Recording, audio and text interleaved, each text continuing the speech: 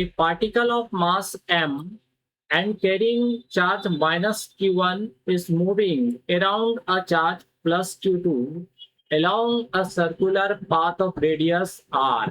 यानी दोस्तों एक पार्टिकल है जिसका मास कितना है m है और उसके पास जो चार्ज है वो कितना है माइनस q1 है और ये प्लस q2 चार्ज के अराउंड एक सर्कुलर पाथ पे क्या कर रहा है मूव कर रहा है जिसका रेडियस कितना है स्मॉल r है। आगे कह रहा है find period of revolution of charge minus q1 about plus q2।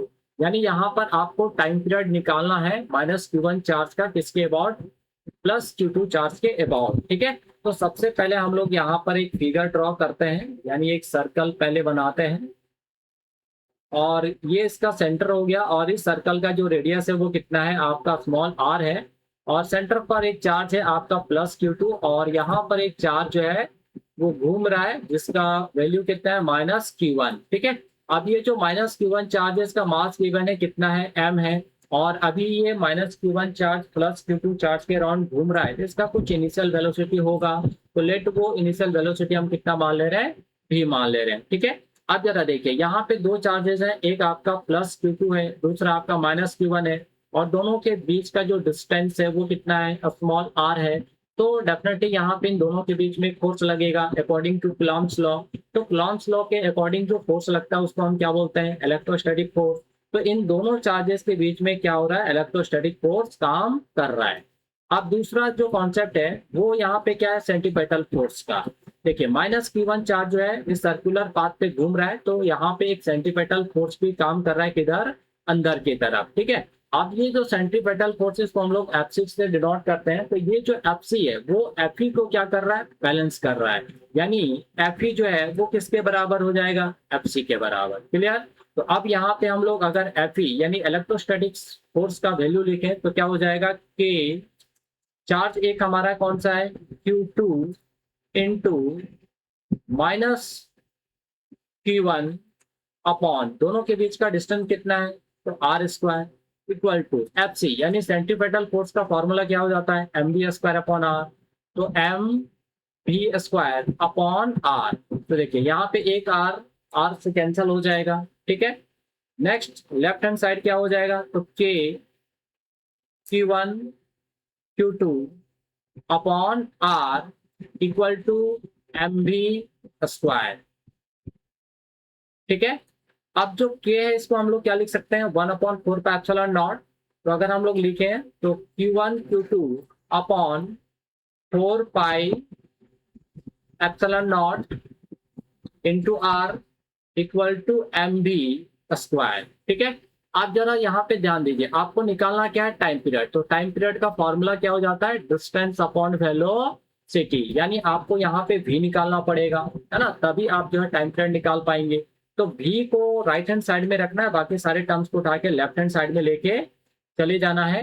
तो यहाँ पे हम लोग क्या कर सकते हैं तो देखिए m हमारा नीचे आ जाएगा, यानी हमारा जो वैल्यू होगा वो क्या हो जाएगा Q1 Q2 left hand side में और ये आपका 4 pi epsilon not M R equal to V square. But हमें क्या वी स्क्वायर यहाँ चाहिए नहीं, सिर्फ v चाहिए है ना। तो therefore v equal to the root Q1 Q2 upon 4 pi epsilon not M R, ये हमारा क्या आया v का वैल्यू आ गया।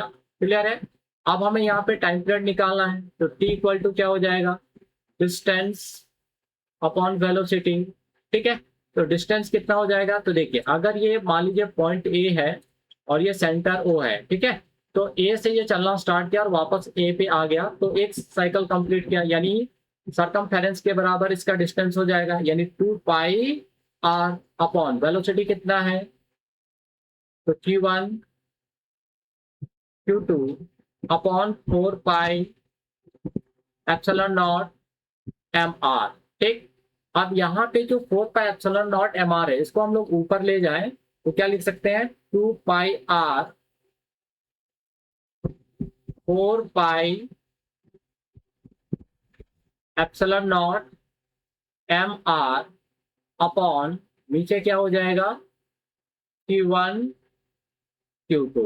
क्लियर है, अब जरा देखिए ऑप्शन पर थोड़ा ध्यान दीजिए। जब ऑप्शन पर हम लोग ध्यान देते हैं तो यहाँ पे क्या देख रहे हैं कि कोई भी वैल्यू जो रूट के बाहर नहीं है, यानी सारी चीजों को रूट के अंदर लेके जाना है ना।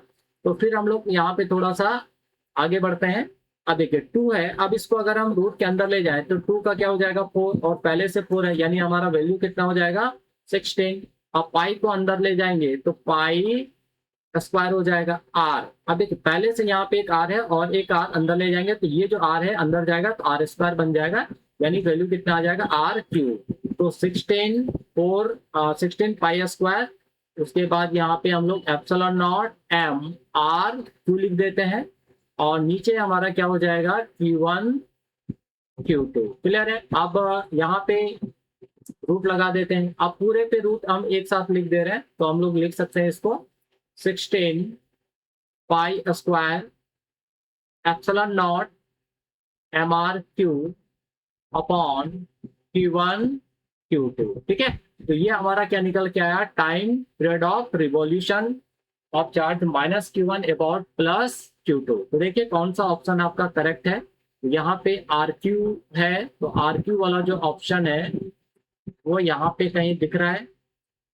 तो 16 pi Q M epsilon nought R square है, यहाँ पे आर ही है ना, यहाँ पे आर है और यहाँ पे आर क्यू। तो यहाँ पे जो ऑप्शन होगा वो आपका यहाँ पे आर क्यू वाला हो जाएगा, लेकिन यहाँ पे कहीं ऑप्शन दिख नहीं रहा है आर क्यू का, है ना, तो यहाँ पे हो सकता है मिसिंग होगा।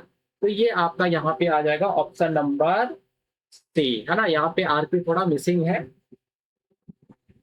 क्लियर है। तो आई होप दोस्तों आप सबको ये क्वेश्चन क्लियर हो गया होगा और कॉन्सेप्ट भी क्लियर हो चुका होगा। तो यहाँ पे जो कॉन्सेप्ट यूज हो रहा है वो किसका यूज हो रहा है, सेंट्रीपेटल फोर्स का, है ना। तो सेंट्रीपेटल फोर्स का जो कॉन्सेप्ट है वो यहाँ पर अप्लाई हम लोग को करना पड़ रहा है इस क्वेश्चन को सॉल्व करने के लिए।